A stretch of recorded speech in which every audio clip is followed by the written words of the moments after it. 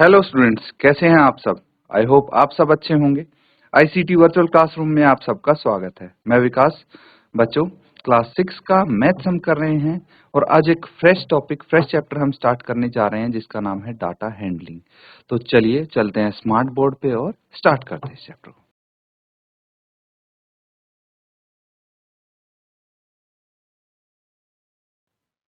तो बच्चों, चैप्टर है आपका डाटा हैंडलिंग। ठीक है, नोट कर लीजिए।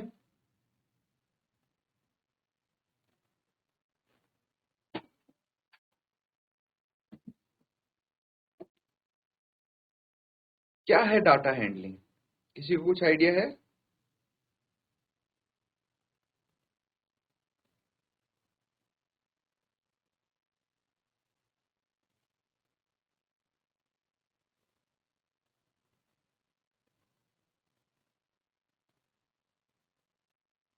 तो बच्चों, इसकी बात करें तो डाटा हैंडलिंग यानी आंकड़ों का प्रबंधन।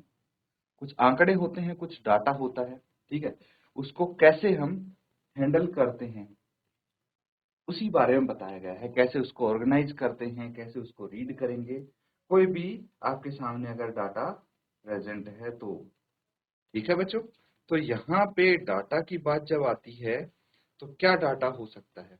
देखिए, सबसे पहले हम इसका इंट्रोडक्शन पढ़ लेते हैं। इंट्रोडक्शन में क्या आता है? इंट्रोडक्शन में आता है बच्चों, data is a collection of numbers, words, measurements or just a description of things gathered to give some information। मतलब क्या है इसका कि डाटा जो है वो कुछ संख्याओं का, कुछ शब्दों का, मेजरमेंट्स का, या फिर डिस्क्रिप्शन ऑफ थिंग्स, कुछ चीजों को डिस्क्राइब किया गया हो, उन सारी इंफॉर्मेशन का कलेक्शन, उन सारी चीजों का कलेक्शन। ठीक है, अब चलिए वन बाय वन हम यहाँ पे एग्जाम्पल की मदद से समझेंगे। ठीक है, तो जैसे नंबर्स हो गए। नंबर्स यानी मान लीजिए आपकी कक्षा में टेस्ट हुआ है। ठीक है, टेस्ट हुआ है तो मैथमेटिक्स का टेस्ट है। आउट ऑफ 100 आपके कितने मार्क्स आए हैं वो हमें सब बच्चों के मार्क्स नोट कर लिए। वो क्या है? एक डाटा है। ठीक है, मेजरमेंट्स मान लीजिए आपकी हाइट है। ठीक है, कितनी हाइट है आपकी हर बच्चे की और कितना वेट है। ठीक है, तो उसको हम नोट कर लेंगे, हर एक बच्चे की वेट और हाइट। वो क्या हो गया? डाटा हो गया। ठीक है, और अलग अलग चीजें हो सकती हैं, वर्ड्स हो गए। ठीक है, जैसे नाम लिख लीजिए आप, अलग अलग बच्चों के अलग अलग नाम होंगे तो सबके नाम लिख लीजिए। जैसे आपको कौन सी चीज पसंद है, कौन सी स्वीट पसंद है। ठीक है, हर बच्चे को हो सकता है अलग अलग स्वीट, सबको सेम स्वीट तो पसंद नहीं होगी, ये तो फॉर श्योर है। तो अगर हम सबका इंटरेस्ट की स्वीट जानना चाहें तो उसका नाम भी अलग अलग होगा, है ना। तो कोई भी चीज का डिस्क्रिप्शन हो गया, किसी चीज का मेजरमेंट हो गया, वर्ड्स हो गए, नंबर्स हो गए, इन सब का कलेक्शन हम अगर करते हैं, इकट्ठा करते हैं सबकी जानकारी, और क्या करते हैं, उससे हमें कुछ इंफॉर्मेशन मिलती है, उसी को हम बोलते हैं डाटा। क्या बोलते हैं? डाटा। अब ये जो डाटा है हमारे पास, ठीक है, ये कैसे मिल सकता है, हमें कहाँ से मिलेगा, ये सवाल है। तो ये देखिए, बहुत बड़ा सवाल है ये कि डाटा है तो लेकिन मिलेगा कहाँ से। तो इसकी अगर हम बात करें तो ये हमें मिलेगा बच्चों न्यूज़पेपर से। ठीक है, कहाँ से मिलेगा? न्यूज़पेपर से मिलेगा, मैगजीन से मिलेगा, टेलीविजन से मिल सकता है, और भी बहुत सारी सोर्सेज हैं। तो न्यूज़पेपर आप पढ़ते हैं ना, न्यूज़पेपर जब पढ़ते हैं तो उससे आपको डाटा प्राप्त हो सकता है। ठीक है, फिर मैगजीन हो गई।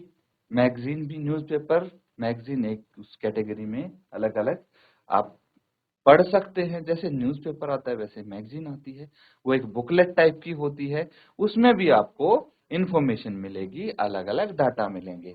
फिर टेलीविजन के थ्रू आपको डाटा मिल जाता है, और काफी सोर्सेज हैं जिसके थ्रू आपको डाटा मिल जाता है। तो अब समझिए कि जो डाटा है उसके एग्जाम्पल क्या है, ये समझिए। तो जैसे आपकी एग्जाम में परफॉर्मेंस क्या है, परफॉर्मेंस इन एनुअल एग्जामिनेशन, ये हम समझने वाले हैं। तो ये क्या है? एक डाटा होगा बच्चों। परफॉर्मेंस मतलब कितने मार्क्स आए आपके। ठीक है, किस किस सब्जेक्ट में कितने मार्क्स आए, कितने परसेंट मार्क्स आए, और अलग अलग बच्चों के अलग अलग मार्क्स आएंगे। ये डाटा ही तो है, और क्या है। फिर the number of story books read by Ethan and his sister during summer vacation. तो आपने भी पढ़ी होंगी बच्चों स्टोरी बुक्स। वैसे बुक रीडिंग एक अच्छी हैबिट है, अगर आप नहीं पढ़ते तो आप डेवलप कर सकते हैं, इसको डेवलप जरूर करना चाहिए। मतलब बुक्स रीड करनी चाहिए आपको, बहुत अच्छी बात है ये। स्टोरी बुक्स आती हैं, इंटरेस्ट भी आएगा आपको, पढ़ने में मजा भी आएगा। तो जैसे आपका फ्री टाइम है, इसको एक हॉबी बना सकते हैं आप। बहुत अच्छा आपको फील होगा बुक पढ़ने के बाद, स्टोरी में भी इंटरेस्ट आएगा, अलग अलग स्टोरीज पता लगेंगी। इसीलिए यहाँ पे भाई एथन और उसकी सिस्टर ने कुछ बुक्स पढ़ी, स्टोरी बुक्स पढ़ी, ठीक है। Story books read by Ethan and his sister during summer. जब समर वैकेशन थी, गर्मियों की छुट्टी थी, तो उन्होंने कितनी बुक्स पढ़ी और कौन सी बुक्स पढ़ी, ये भी एक डाटा ही तो है, अगर हमें पता लगे तो। फिर marks scored by student of class 7th in the mathematics annual examination. तो मैथमेटिक्स के एनुअल एग्जामिनेशन में क्लास 7th के जो मार्क्स हैं वो कितने आए हैं। ये क्या है, डाटा है बच्चों, ये क्या है, डाटा है, ठीक है। तो इसको भी आप नोट कर लेंगे। तो ये हैं बच्चों कुछ एग्जाम्पल डाटा के। आ रहा है समझ में। अब बात करते हैं हम डाटा की, क्या होता है डाटा, ये समझिए। तो marks of 15 student of class 7th in mathematics annual examination out of 100। तो 100 में से 15 बच्चों के कितने मार्क्स आए हैं, कितने नंबर आए हैं, वो यहाँ पे आप देख सकते हैं, ठीक है। तो 100 में से एक बच्चे के आए हैं 78 मार्क्स, एक के आए हैं 81, एक के 57। ऐसे करते करते सबके मार्क्स हमने यहाँ पे लिख लिए हैं। इसको बोलते हैं रॉ डाटा। क्या बोलते हैं, रॉ डाटा। नोट कर लेंगे इसको।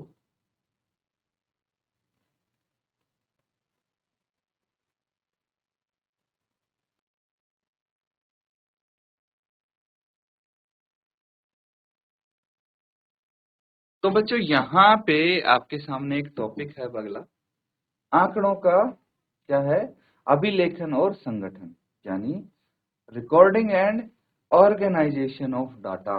इसको लिख लेंगे आप फटाफट। क्या लिखेंगे,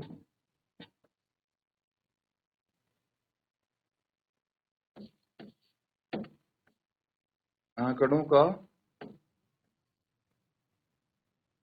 अभिलेखन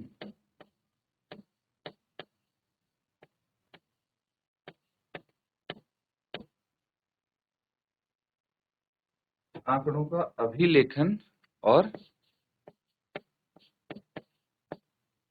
संगठन,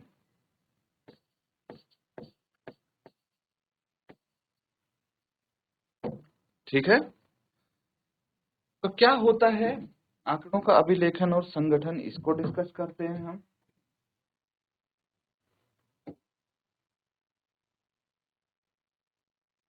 अब देखिए, the collection, recording and presentation of data help us to draw inferences from them. तो जो डाटा है उसका क्या है, कलेक्शन। कलेक्शन मतलब इकट्ठा करते हैं, फिर उसको रिकॉर्ड करते हैं। रिकॉर्ड करते हैं मतलब कहीं पे हम उसको लिखते हैं, स्टोर करते हैं डाटा को, ठीक है। और उसको प्रेजेंट भी तो करना है, ठीक है। प्रेजेंट मतलब एक अच्छे तरीके से उसको दर्शाना है। Of data help us to draw inferences from them, और वहां से हमें कुछ चीजों का पता लगता है। नाउ अब कैसे हमें इस चीज का पता लगता है ये समझेंगे, और ये काम करते कैसे हैं। क्या काम, डाटा को इकट्ठा करना, उसके बाद उसको रिकॉर्ड करना और उसको प्रेजेंट करना। कैसे करते हैं बच्चों हम, ये समझेंगे। Now the district football association records the ages of football player as well. अब क्या होता है, कुछ फुटबॉल प्लेयर्स हैं जिनका क्या करते हैं, उनकी एजेस यहाँ पे रिकॉर्ड की जाती हैं। मतलब किस प्लेयर की कितनी एज है, कितनी उम्र है, वो रिकॉर्ड की जाती है। वो क्या हो जाता है। तो बच्चों डाटा है, वो भी तो एक डाटा है। तो सबसे पहले हम क्या करेंगे, जो फुटबॉल प्लेयर्स हैं उनका डाटा इकट्ठा करेंगे और इसको कहीं रिकॉर्ड कर लेंगे। तो ये जो एजेस आप देख पा रहे हैं, एजेस ऑफ प्लेयर्स, ये इन ईयर्स है, सालों में है, तो इसको आप नोट कर लेंगे।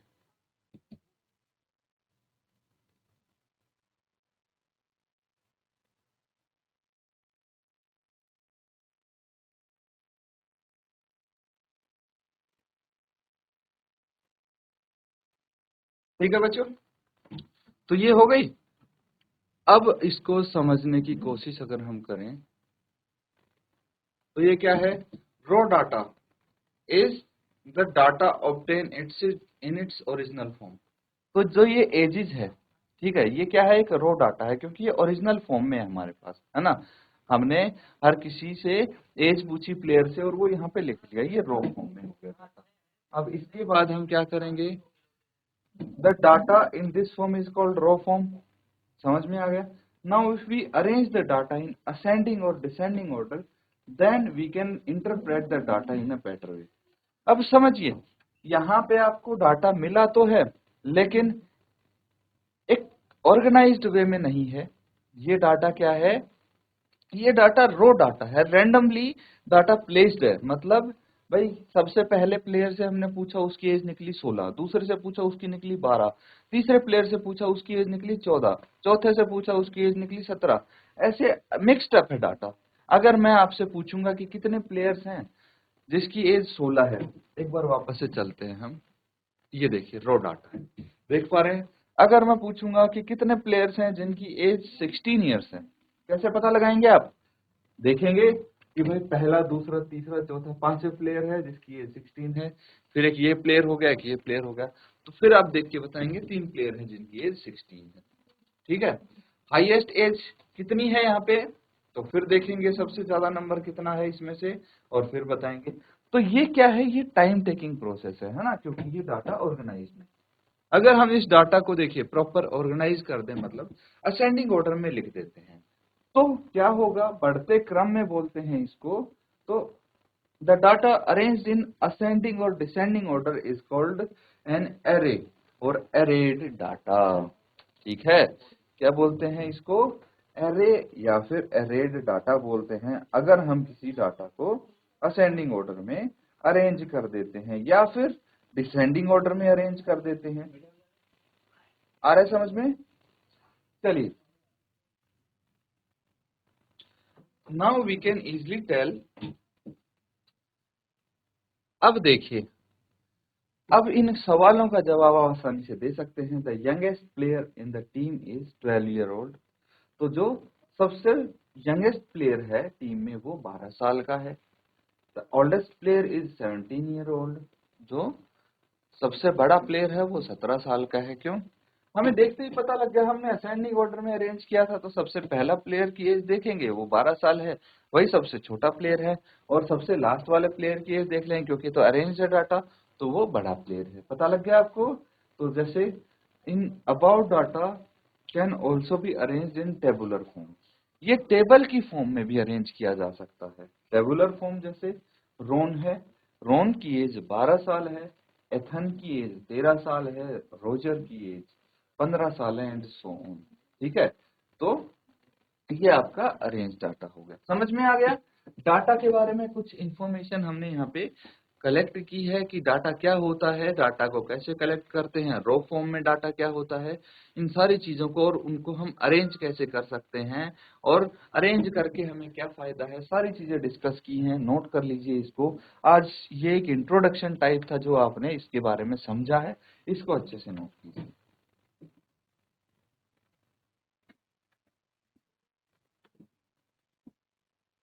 तो बच्चों, जो टॉपिक हमने आज एकदम फ्रेश शुरू किया है, उसका कुछ इंट्रोडक्शन पार्ट हमने किया है। हमने जाना है कि डाटा क्या होता है, कैसे कलेक्ट करते हैं, कहाँ से मिल सकता है डाटा, और रॉ फॉर्म में डाटा हमारे पास किस कैसे होता है।